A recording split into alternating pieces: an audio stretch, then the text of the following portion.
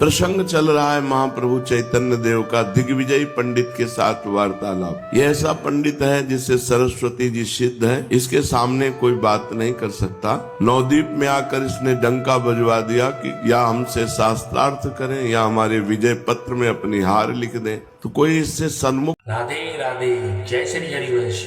आज इस कथा में हम जानेंगे कि कैसे एक व्यक्ति को अपने ज्ञान पर घमंड हुआ, फिर चैतन्य महाप्रभु ने उसकी ज्ञान की आंखें खोली। हमें कभी भी अपने ज्ञान पर घमंड नहीं करना चाहिए, क्योंकि इस धरती पर एक से एक महापुरुष, एक से एक महाज्ञानी अवतरित हुए हैं। तो आइए इस प्रसंग को सुनते हैं। राधे राधे, जय श्री हरिवंश। नहीं हो रहा था। महाप्रभु चैतन्य देव ने विचार किया कि अगर ये पंडित कभी गंगा किनारे हमको मिल जाए तो एकांत में थोड़ी चर्चा हो जाए, तो इसको पता चल जाए कि भगवान ने एक से एक बढ़कर विद्वान, एक से एक बढ़कर ज्ञानी बनाए हैं। पता लगाया विद्यार्थियों से कै बजे गंगा जी आता है, तो बताया शाम टाइम आता। महाप्रभु अपने परिकर के साथ गंगा किनारे बैठकर ऐसे इस शास्त्र की चर्चा कर रहे थे। इतने में इशारा हुआ कि वो देखो दिग्विजयी पंडित आ रहा है। दिग्विजयी पंडित गए, गंगा जी का आचमन किया, प्रणाम किया, लौटे तो देखा कुछ विद्यार्थी जन तर्क विवाद कर रहे, तो ऐसे ही मनोरंजन के लिए खड़े हो गए। जो ही देखा तो सब खड़े हो गए, आओ आओ महाराज, आसन बिछाया, बैठा ले। महाप्रभु ने अपने उत्तरी वस्त्र बिछा दिया, बड़ा सम्मान किया। उन्होंने पूछा महाप्रभु से, आप किस ग्रंथ के विद्यार्थी हैं? तो अन्य विद्यार्थियों ने बताया इनका नाम निमाई पंडित है, विद्यार्थी नहीं अध्यापक है। अच्छा, हमने भी नाम सुन रखा है, चलो करो आपस में चर्चा। तो उनका महाराज आपके सामने क्या चर्चा करें, हम लोग तो सब आपके शिष्य और पुत्र के समान हैं, आप ही कुछ सुनाओ। बस अवसर मिला अपनी विद्वता का प्रभाव दिखाने का। 100 श्लोक नवीन तत्काल रचकर गंगा जी की महिमा के गाए। सब आश्चर्यचकित हो गए। महाप्रभु ने कहा कि किसी एक श्लोक की आप व्याख्या करके बता देते तो अच्छा था। तो तुरंत प्रश्न का उत्तर देते हुए दिग्विजय ने कहा, आप ही कोई श्लोक बता दो, जो हमने श्लोक बताया उसी की व्याख्या कर दे। उसको था धारा प्रवाह 100 श्लोक अभी हमने बोले हैं, तो हमारे श्लोक को कोई कंठस्थ या पकड़ सकता ही नहीं, क्योंकि अभी अभी की रचना है। महाप्रभु ने महात्म गंगा आया इस श्लोक को पूरा पढ़ा और कहा इस श्लोक की व्याख्या करो। वो आश्चर्यचकित हो गया कि 100 श्लोकों में से बीच से एक श्लोक पूरा कंठस्थ कर लिया और कहा इसके कुछ गुण दोष बताओ। तो दिग्विजय ने कहा काश्मीरी पंडित के काव्यत्व में दोष तो हो ही नहीं सकते। तो कहा दोष तो कालिदास और बड़े बड़े विद्वानों के कवित्व में भी है, तो गुण दोष तो होता ही है महाराज। तो बोले आप ही बताओ। तो 5 गुण पहले वर्णन किए, महाप्रभु ने फिर 5 दोष वर्णन किए, और उसका मुंह खुला का खुला रह गया, कोई उत्तर ही नहीं दे पाया। जब महाप्रभु चैतन्य देव ने उसके श्लोक में 5 दोष वर्णन किए। अब दिग्विजयी पंडित, थोड़ा सा विद्यार्थी जन बैठे थे, उनके बीच में कुछ बोलने की हिम्मत नहीं, तो एक निराशा सी आई, उठ करके चला गया। बहुत भारतवर्ष में ख्याति उसकी प्राप्त थी। वो अपने को बहुत बड़ा कवि और पंडित समझता था, मैं कवि हूँ, बहुत विद्वान हूँ। देश में घूम घूम करके जो इज्जत प्रतिष्ठा प्राप्त की थी, आज गंगा किनारे महाप्रभु चैतन्य देव ने सारी उसके हेकड़ी और अभिमान धूल धूसरित कर दिया। उसकी आशा थी कि नवद्वीप में मेरा डंका बजा है तो कोई हमसे शास्त्रार्थ करने वाला मिलेगा ही नहीं। इतनी ऊंची आशा पर पानी फिर गया, क्योंकि कोई उत्तर नहीं दे पाए। 5 दोष जब वर्णन किए तो चुप केवल सुन लिए। अब उनके हृदय में ये बड़ी भारी आग लगी कि मेरी सारी ख्याति मिट्टी में मिल जाएगी, ये तो मुझे परास्त कर देगा निमाई। गंगा जी से लौटकर वे चुपचाप आकर पलंग पर पड़ रहे। उनके साथी पंडितों ने भोजन के लिए बहुत आग्रह किया, किंतु कहा तबीयत खराब है। तबीयत तो बिगड़ ही जाएगी, जो अहंकार की तबीयत है वो महापुरुषों के सामने बिगड़ जाती है।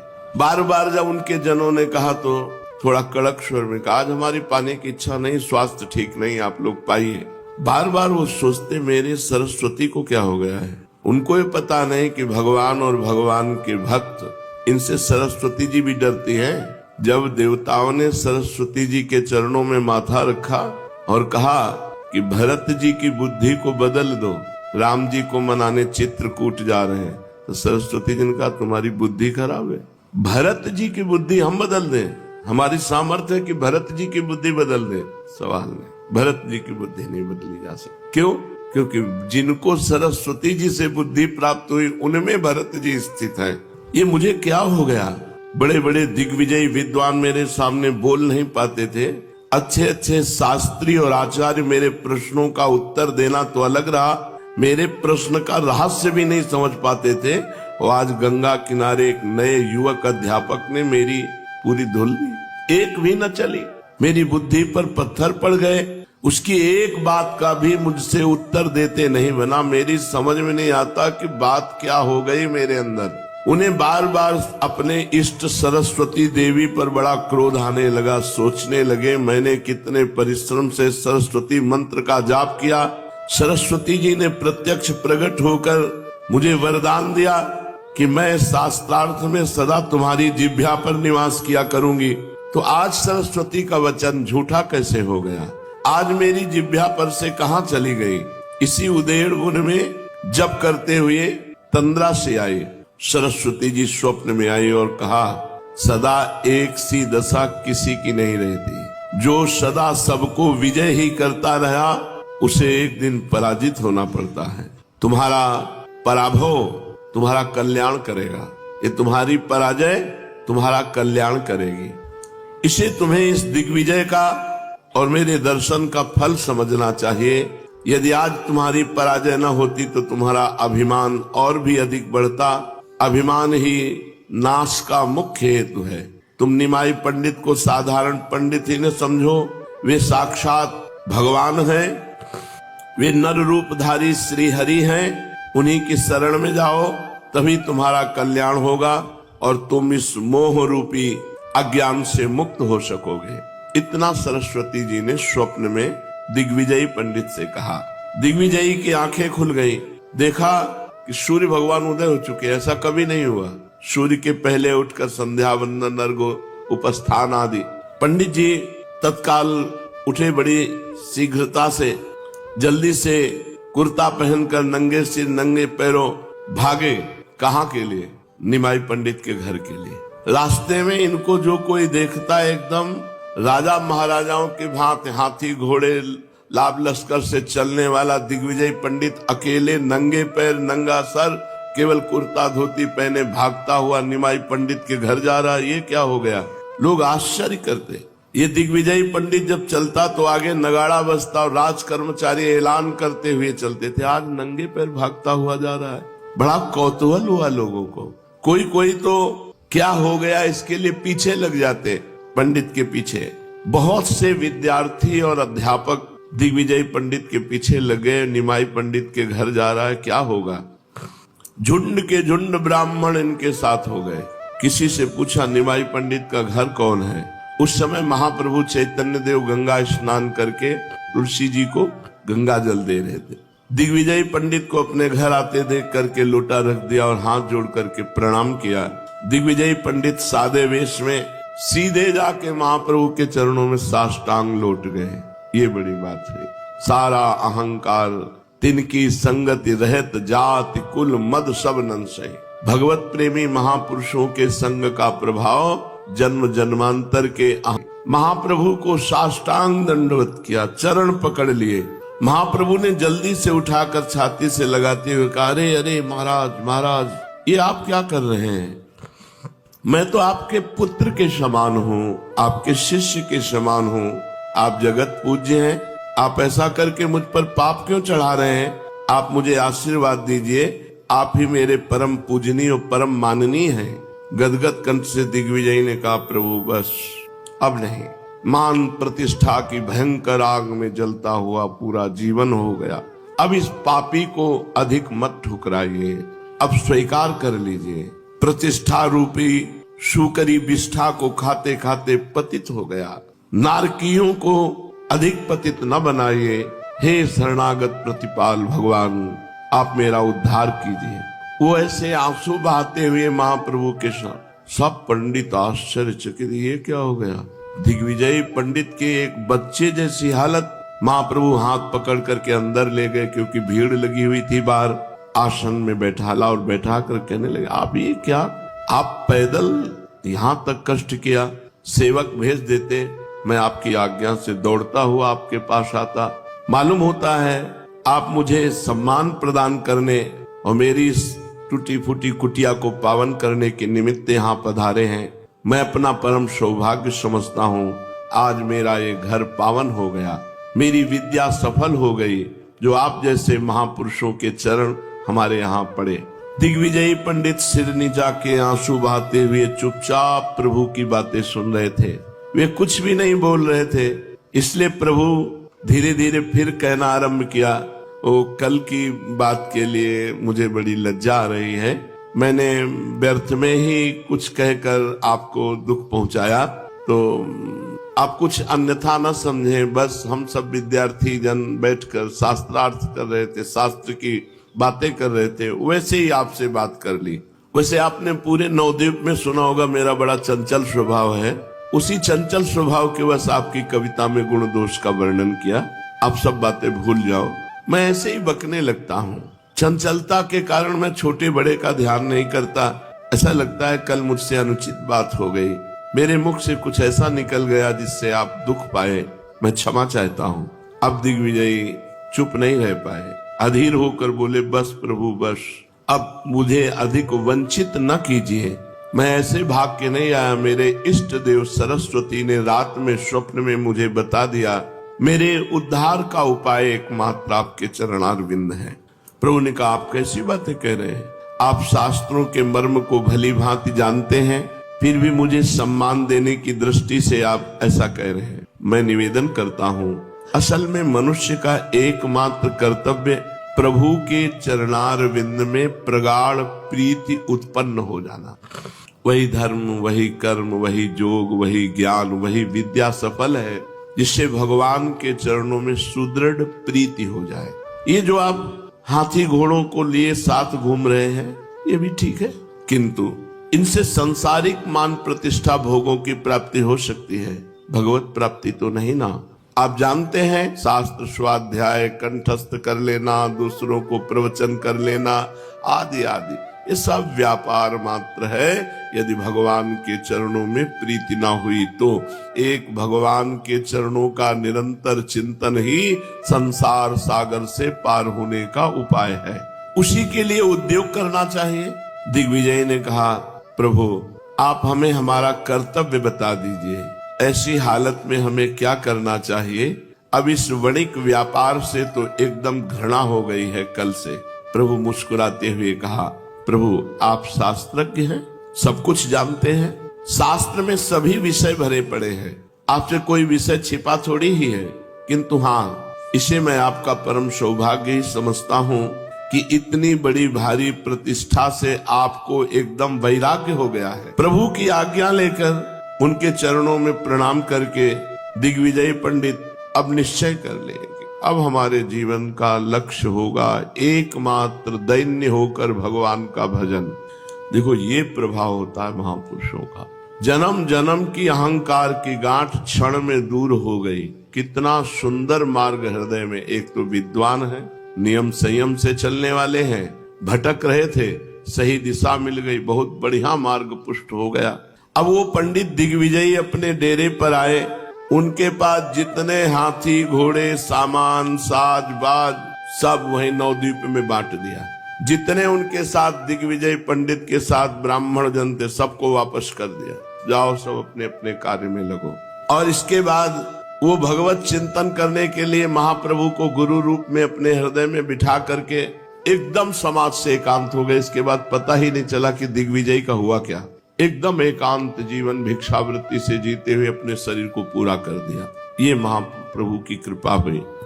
अब तो पूरे नवद्वीप में डंका बजने लगा चैतन्य महाप्रभु का, क्योंकि इतना बड़ा दिग्विजय छोटे बच्चे की तरह रोकर चरणों में गिरा और आदेश उपदेश प्राप्त करके सब कुछ त्याग कर बांट करके भगवान का अनन्य प्रेमी हो गया।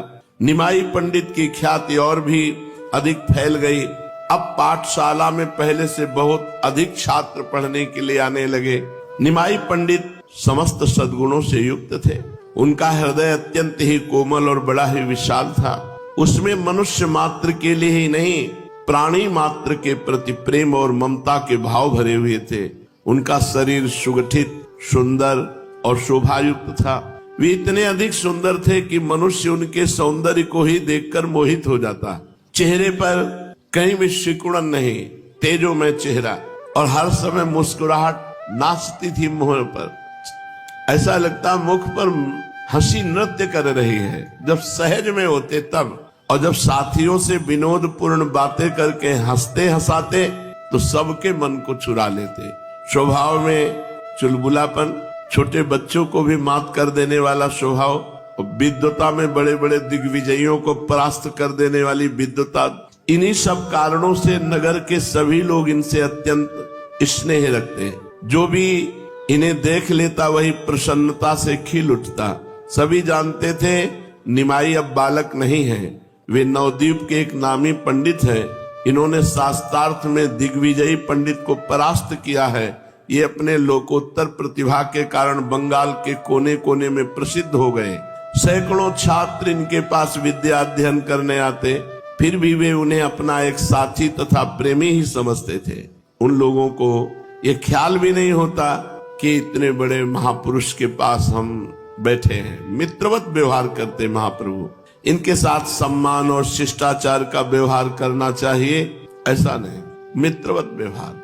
अगर कोई सम्मान करना भी चाहता तो महाप्रभु उसे अवसर ही नहीं देते सम्मान का। ऐसी हंसी मजाक करके उसे समानता प्रदान करते, ऐसी छेड़खानी करते को भूल जाता इनको सम्मान करना है। बड़े बड़े लोगों से परिहास करने में नहीं चूकते थे।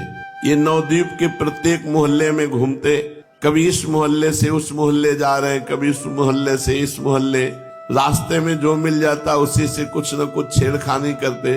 बड़े लोग कहते, पंडित इतनी भारी विद्वता होने पर थोड़ा तो गंभीर रहा करो, हर समय लड़कपन ठीक नहीं होता। अब तुम एक गणमान्य विद्वानों में माननीय हो, आप झूठा सा आश्चर्य प्रकट करते। अच्छा, अब हमारी पंडितों में गणना हो गई, विद्वानों में गणना हो गई, हमें नहीं पता था, आज आप बताया, अब इस पर विचार करेंगे। वो बेचारा चुप हो जाता, अपना समूह लेकर वो चला जाता, और ये विद्यार्थियों के साथ खेलते हुए फिर आगे बढ़ जाते। इनका नगर भ्रमण बड़ा ही मनोहर होता। देखने वाले इन्हें एकटक देखते देखते रह जाते।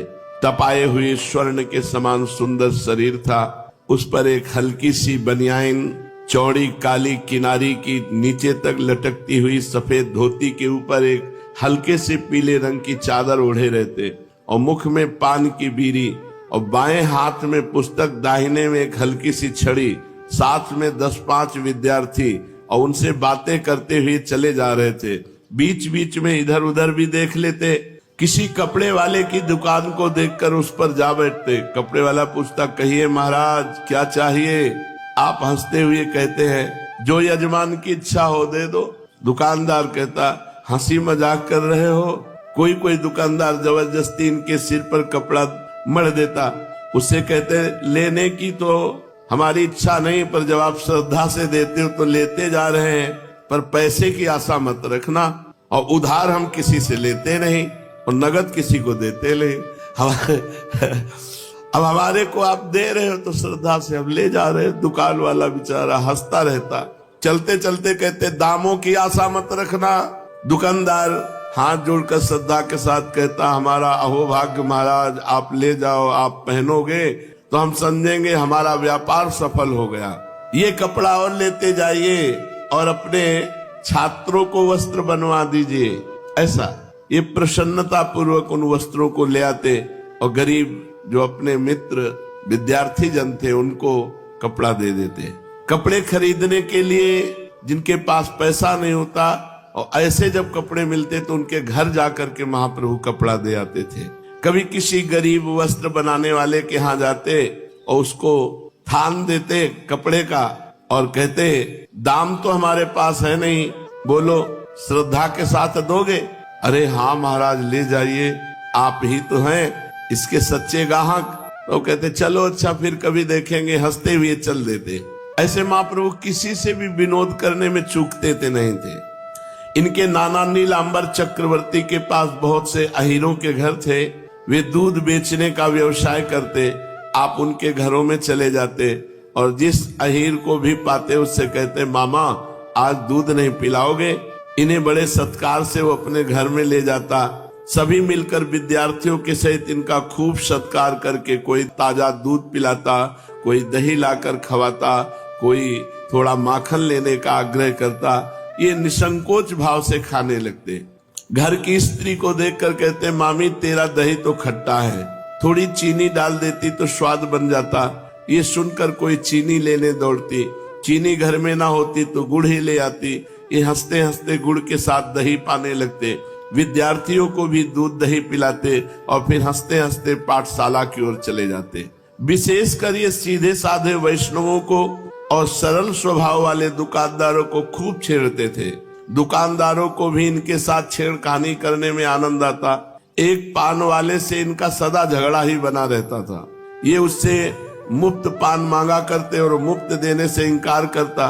तभी अपने हाथ से ही पान लगाया उठा लेते और पान वाला देखता रहता और ये उसे चट पा जाते। पान वाला भी रोज इसी लड़ाई की प्रतीक्षा करता था कि निमाई पंडित आवे, हमसे इस तरह विनोद करें, हमारा पान पा जाए। उसे बड़ा आनंद प्रतीत होता था और ये झगड़ा प्रायः रोज हुआ करता था। कभी तो दिन में 2-2, 3-3 बार हो जाता था। पान वाला बड़ा सरल प्रकृति का कोमल पुरुष था। वो उन्हें पुत्र की तरह प्यार करता, महाप्रभु चैतन्य देव को। एक वहां श्रीधर नाम के भक्त दुकानदार थे, बड़े महात्मा है। श्रीधर जी बहुत बड़े महात्मा है, बहुत गरीब, ये अत्यंत गरीब थे किंतु बहुत बड़े भजनानंदी। उनके पास रहने वाले उनसे परेशान थे श्रीधर से, क्योंकि वो पूरी रात भर रोया करते थे, हा कृष्ण हा प्राणनाथ। गरीब थे, रात रात भर कीर्तन करते तो आसपास वाले सब सो नहीं पाते थे, तो बड़े परेशान थे। रात भर खूब जोरों से रो रो करके भगवान नाम कीर्तन करते थे, तो आसपास के लोग बहुत परेशान थे। कोई कहता है ये बूढ़ा ना सोता है ना सोने देता है, यही बात। रात भर चिल्लाता रहता है, सोने नहीं देता। कोई कहता भगवान जाने इसे नींद क्यों नहीं आती, रात रात भर चिल्लाता है। तो बहुत लोग मोहल्ले के परेशान रहते। कोई जाके कहता अरे थोड़ा धीरे धीरे भजन करो, भगवान बहरे थोड़ी, मार कर ताल मार करके जोर से कीर्तन करते हो, जोर से आवाज करते हो, भजन धीरे धीरे क्या करो। तभी कहते बेटा धीरे धीरे कैसे करो, तुम लोग दिन भर काम करते हो, रात में सो जाते हो, कभी भजन नहीं करते, तो कम से कम मेरे आवाज तुम्हारे कानों में पड़ेगी, तुम्हारा मंगल हो जाएगा। जिह्वा से नाम नहीं ले सकते तो बच्चा कान से तो सुन सकते हो। इसलिए मैं जोर जोर से भगवान का नाम कीर्तन करता हूँ, जिससे तुम सबके कानों में भगवान का नाम पड़ जाए। वो बेचारा चुप होकर वापस हो जाता। ये कभी किसी की भी बात से हार नहीं माने, पूरी रात जोर जोर से भगवान नाम कीर्तन करते रहे। अब ये जीवन यापन के लिए क्या था, केले के पत्ते और केले के भीतर जो कोमल त्वचा होती है उसकी, उसको बेचा करते थे। केला का पत्ता बंगाल में प्राय पवित्र पत्तलों में इसकी गणना होती है। आधा केला का पत्ता, उसी में भात और दाल ऐसे डाल के, तो जैसे दोना पत्तल बेचे जाते हैं उस जगह केले का पत्ता, और वो केले का जो पेड़ होता है उसके ऊपरी भाग को हटा के जो कोमल कोमल होते हैं उसको वो बेचते थे। खोल कहते हैं उसे, केले के खोल। बंगाल में कोमल उन खोलों का साग बनाया जाता। महाप्रभु रोज इनसे छेड़खानी करते जाकर के, इनके खोल को उठा लेते और कहते पैसे के कितने खोल देंगे, तो कहते 4 देंगे। तब आप कहते अजी 8 लेंगे, सब जगह 8-8 बिक रहे हैं। तो श्रीधर कहते पंडित जी ये रोज रोज की छेड़खानी अच्छी नहीं होती, हमें बताओ कहाँ 8 बिकते हैं, जहाँ 8 बिकते हो वहां जाकर ले लो, हम तो 4 ही देंगे, तुम्हारी राजी पड़े तो ले जाओ, न राजी हो तो मत लो, झगड़ा करने से क्या फायदा। तो आप कहते तुम्हारी दुकान के लेंगे और 8 खोल लेंगे और तुम्हें राजी होना पड़ेगा। श्रीधर कहते देखो तुम अब सयाने हो गए हो, हम बच्चापन से ये देख रहे हैं कि तुम हमारी दुकान में आकर रोज झगड़ा करते हो, अब अच्छी बातें नहीं है, तुम्हें 8 दे देंगे तो फिर सभी 8 ही मांगेंगे। देखो यदि ऐसी बात है तो तुम बिना मूल्य दिए ले जाओ। तो निमाई हंसते हुए कहते वाह फिर क्या कहना है, नेकी और पूछ पूछ कर मीठा और भर कठोता, हाँ फ्री मिले तो क्या कहना है। और वो बहुत गरीब थे, बहुत। महाप्रभु भावावेश में भी इनकी स्मृति करते, सन्यास लेने के बाद भी इनके घर गए और इनके पात्र में रखा हुआ पानी पिया। महाप्रभु बहुत ही अकिंचन महापुरुष श्रीधर जी। निमाई हंसते कहते वाह वाह बहुत सुंदर। फिर कहते हमारी पूजा नहीं करोगे, माला हमें भी दिया करो। श्रीधर कहते माला तो देवताओं के माथे पे चढ़ता है और पुष्प गंगा जी के लिए लाता हूँ, तुम्हें कैसे दे दूं माला और पुष्प। तो आप कहते देवता, हमसे बड़ा कोई देवता है? सबसे बड़े देवता हमें, माला चढ़ाओ। और गंगा जी तो मेरे चरणों से निकली हुई है, तो पुष्प और माला मुझे चढ़ाओ। ये श्रीधर सुनते ही कान में हाथ रख देते और कहते हरी हरी हरी, कैसी बात करते हो, गंगा जी तुम्हारे चरणों से निकली, तुम भगवान, हरी हरी हरी, ये कैसी बात कर रहे हो? हाय पंडित, पढ़े लिखे होकर ऐसी बातें कहते हो, ऐसी बातें कहने से पाप होता है। तुम ब्राह्मण के कुमार होकर ऐसी पाप की बातें अपने मुंह से निकालते हो।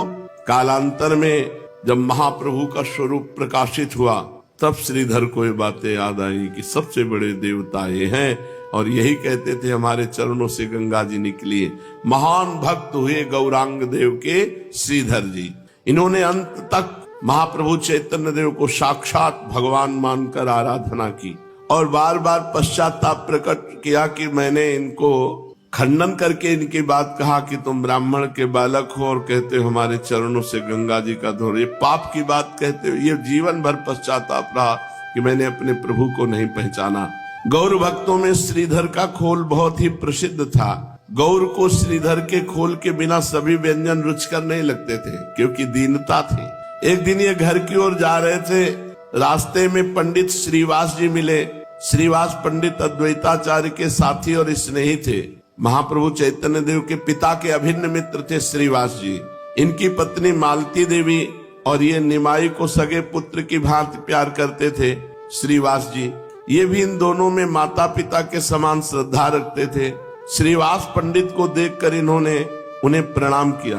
पंडित जी ने इन्हें आशीर्वाद दिया और बड़े ही प्रेम के साथ बोले, निमाई देखो, अब तुम बालक नहीं हो, ये बाल चापल्य तुम्हें शोभा नहीं देता। इस तरह से उच्छृंखलता का जीवन बिताना ठीक नहीं, कुछ भक्ति भाव भी सीखना चाहिए। तुम्हारे पिता तो परम वैष्णव थे। इन्होंने सरलता से कहा, जी थोड़े दिन और इसी तरह मौज कर लेने दो, फिर हम जब भक्ति करेंगे तो इकट्ठे करेंगे। वैष्णव बनेंगे तो वैष्णवों की तो बात ही क्या, साक्षात विष्णु ही हमारे चक्कर लगाएंगे। सही बात कह रहे, सही बात कह रहे। इनकी बात सुनकर उन्होंने कहा, आगे और कब, अभी से कुछ भक्ति भाव करना चाहिए। किसी देवी देवता की श्रद्धा रखते हो तो करो। इन्होंने कहा, किस देवता में श्रद्धा रखे, आप ही कृपा करके बताइए। श्रीवास पंडित ने कहा, जिसमें तुम्हारी श्रद्धा हो। देव पूजा करनी चाहिए और भगवान नाम का यथाशक्ति जप करना चाहिए। निमाई जानते थे कि वैष्णव सोहम और अहम ब्रह्मास्मि इन वाक्यों से चिढ़ते हैं, इसलिए श्रीवास पंडित से कहा कि हमको तो श्रद्धा है सोहम सोहम जपने में, अहम ब्रह्मास्मि जपने में, ये ब्रह्म ज्ञान का है। हम ब्रह्म हैं तो किसकी पूजा करें, जब स्वयं ब्रह्म है तो किसका नाम जप करें, आप ही बताइए। श्रीवास जी कानों में हाथ रख के बोले, वैष्णव के पुत्र होकर ऐसी बात करते हो, तुम्हारा लड़कपन नहीं गया। इतना सुनकर ये कहते हुए घर की ओर चले जाते। अच्छा तो किसी दिन देख लेना हम कैसे वैष्णव बनते हैं, तुम्हारे जैसे वैष्णव हमारे पीछे पीछे डोलेंगे। श्रीवास से कहा। इन्होंने ये बातें हंसी में समझी थी। श्रीवास जी ने समझा ये हंसी कर रहे, इनकी चंचलता का स्वभाव है। किंतु श्रीवास पंडित अंदर अंदर से इनकी बात समझते कि इतना गंभीरता और इतनी चांचल्यता दोनों इनमें समाई हुई है। जिस दिन ये चांचल्यता रुकी और गंभीरता आई, उस दिन ये महापुरुष अपना स्वरूप प्रकाशित जरूर करेंगे। वे सोचते कि यदि निमाई जैसे पंडित, मेधावी और सर्वप्रिय ये वैष्णव बन जाए तो वैष्णव धर्म का देश भर में झंडा फहराने लगे, अनाथ वैष्णव भक्त सनाथ हो जाएं। ये यही सोचते विचारते गंगा जी की ओर चले गए। कालांतर में श्रीवास पंडित के विचार सत्य ही हो गए। वैष्णव धर्म की विजय दुंदुभी संपूर्ण देश में गूंजने लगी।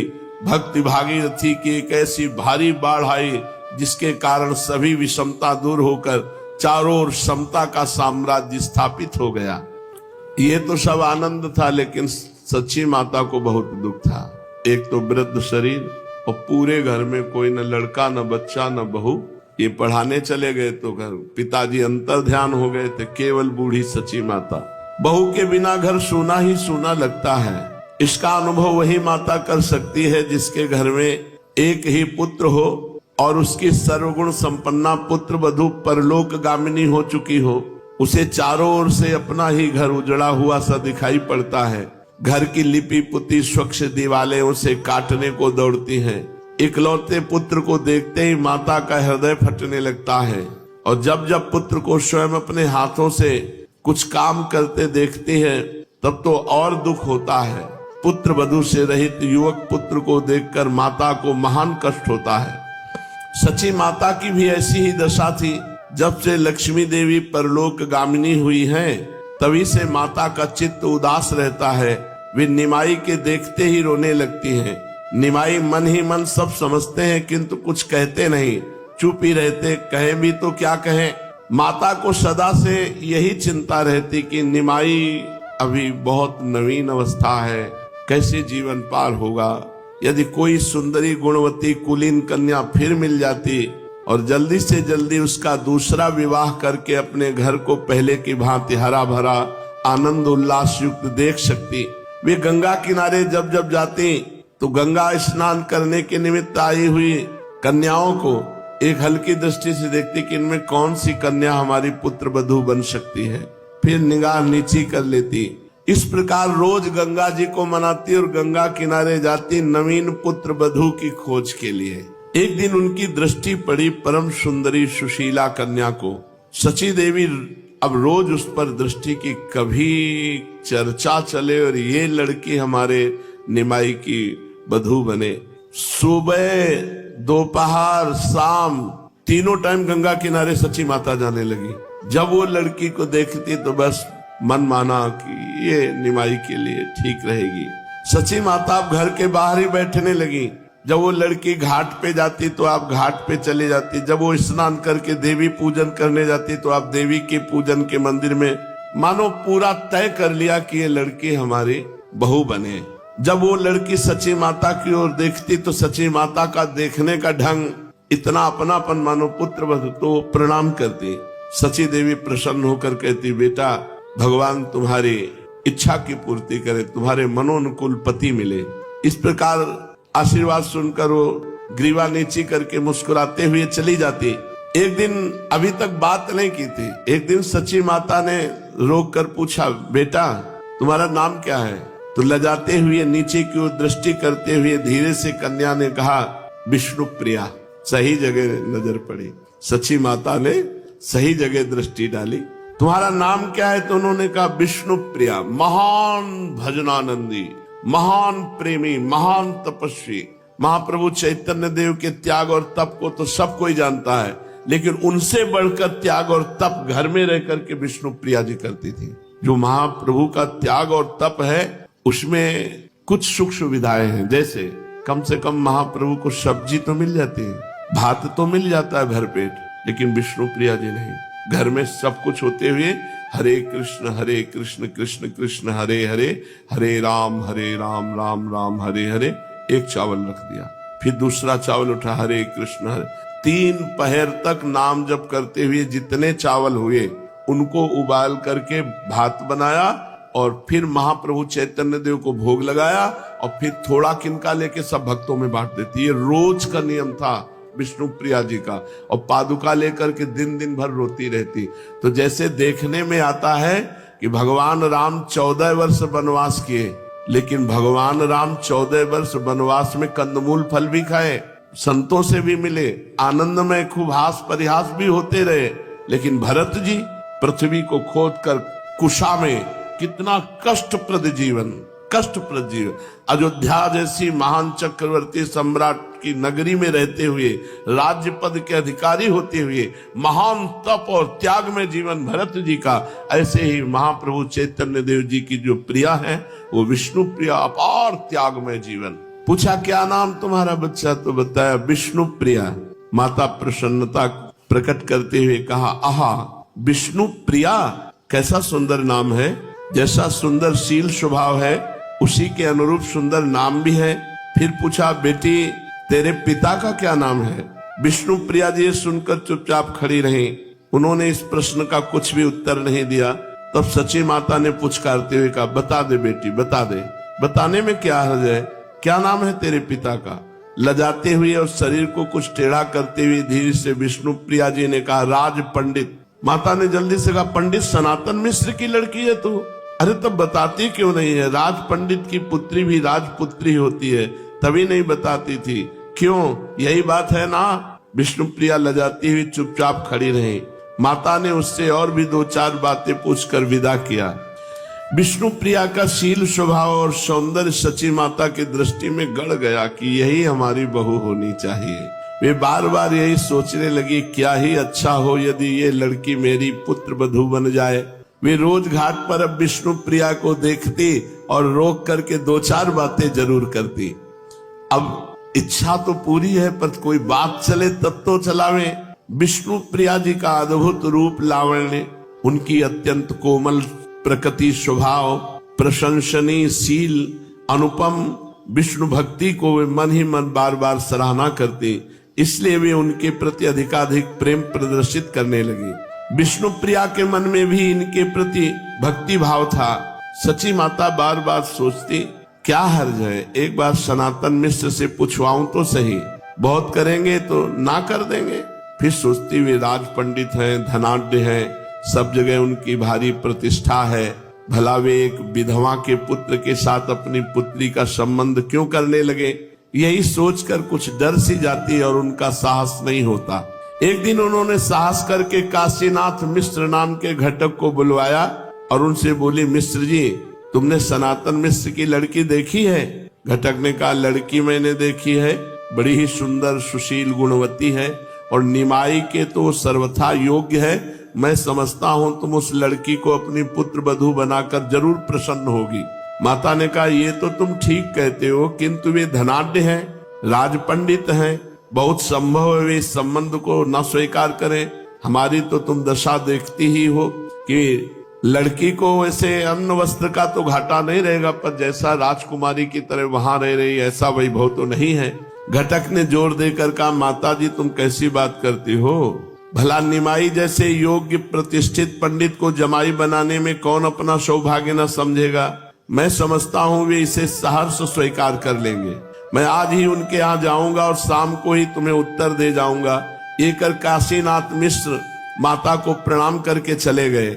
इधर पंडित सनातन मिश्र बहुत दिनों से चाह रहे थे कि विष्णु प्रिया का संबंध निमाई पंडित के साथ हो जाता तो बहुत अच्छा होता, किंतु वे भी मन में संकोच कर रहे थे कि निमाई आजकल नामी पंडित समझे जाते हैं। इस 20 वर्ष की ही अल्प वयस में उन्होंने इतनी भारी ख्याति प्राप्त कर ली है। बहुत संभव है वे इस संबंध को स्वीकार न करें। यदि हमारी प्रार्थना पर भी उन्होंने इस संबंध को स्वीकार न किया तो इसमें हमारा बहुत बड़ा अपमान हो जाएगा। प्रायः धनी लोग अपने मान का बहुत ध्यान रखते हैं, इसी भय से उन्होंने इच्छा रहने पर भी आज तक ये बात किसी पर प्रकट नहीं की थी।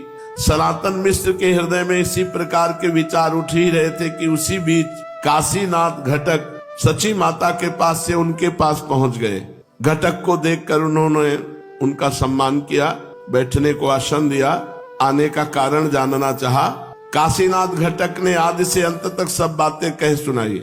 वो अंत में कहा कि सची माता ने मुझे बुलाकर स्वयं कहा है, इस बात को मैं अपनी ओर से कहता हूँ कि आपको अपनी पुत्री के लिए इससे अच्छा वर दूसरी जगह कठिनता से मिलेगा।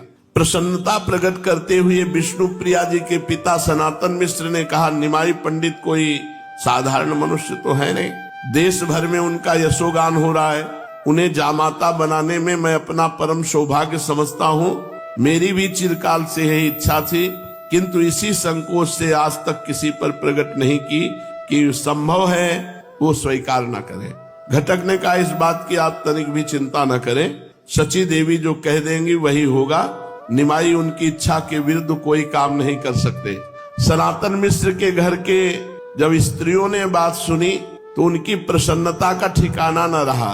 कोई कहने लगी लड़की का भाग्य खुल गया, कोई विष्णु प्रिया के ही सामने कहने लगी इतने दिन का इसका गंगा स्नान और विष्णु पूजा सफल हुई, साक्षात विष्णु के ही समान इसे वर मिल गया। ये सब बातें सुनकर विष्णु प्रिया जी लजाती हुई उठकर दूसरी ओर चली गई। स्त्रियां और भी भांति भांति की बातें करने लगी। राज पंडित सनातन मिश्र की स्वीकृति लेकर घटक महाशय सीधे सची माता के समीप पहुंचे और उन्हें ये शुभ संवाद सुना दिया। सुनकर सची माता को बड़ी प्रसन्नता हुई और उसी समय विवाह की तिथि आदि भी निश्चय करा दी। सनातन मिश्र के यहाँ तिथि आदि की सभी बातें पक्की करके काशीनाथ घटक आ ही रहे थे कि रास्ते में अकस्मात उन्हें महाप्रभु मिल गए। निमाई ने उन्हें आलिंगन किया और कहा, किधर से आ रहे हैं? आप तो सदा घटाया ही करते हैं, कहिए किसे घटा कर आ रहे हैं? हंसते हुए घटक ने कहा, घटा कर तो नहीं आ रहे, बढ़ा कर आ रहे हैं, बढ़ाने की फिक्र में है। तो महाप्रभु ने कहा, समझा नहीं। बोले, तुम्हें 1 से 2 करना चाहते हैं, बताओ क्या सलाह है तुम्हारी? आश्चर्य प्रकट करते हुए निमाई पंडित ने कहा, मैं आपकी बात का मतलब नहीं समझा। कैसा बढ़ाना? हाँ हाँ, क्यों समझोगे? घटक महाशय ने कहा, इतने बड़े विद्वान हो, इतना इशारा नहीं समझते? आवाज बढ़ाते हुए कहा, राज पंडित सनातन मिश्र की पुत्री विष्णु प्रिया के साथ तुम्हारे विवाह की बातें पक्की करके आ रहा हूँ, बताओ मंजूर है? बड़े जोर से हंसते हुए इन्होंने कहा, हाँ, हमारा विवाह और राज पंडित की पुत्री के साथ? हमें तो कुछ भी पता नहीं। और हंसते हुए घर की ओर चल दिए। घटक को इनकी सूखी हंसी में कुछ संदेह हो गया। सनातन मिश्र के यहाँ भी खबर पहुंच गई। सुनते ही घर भर में उदासी छा गई। सनातन मिश्र ने कहा था कि हमें जिस बात की शंका थी वही हो गया ना। मैं पहले जानता था कि निमाई स्वतंत्र प्रकृति के पुरुष हैं, बड़े विद्वान हैं, बड़े प्रसिद्ध हैं। भला वो मेरे यहाँ संबंध क्यों मंजूर करने लगे? मेरी हंसी हो जाएगी सब लोगों में। सबको पता चल गया है कि लड़की का विवाह निमाई पंडित के साथ होगा। यदि ना हो सका तो मेरे लिए बड़ी लज्जा की बात है। ये सोचकर उन्होंने उसी समय काशीनाथ घटक को बुलाया और अपनी चिंता का कारण बताकर शीघ्र ही सची माता से इसके संबंध में निश्चित उत्तर ले आने की प्रार्थना की। घटक महाशय उसी समय सची माता के समीप गए और राज पंडित की चिंता का सभी वृत्तांत कह सुनाया।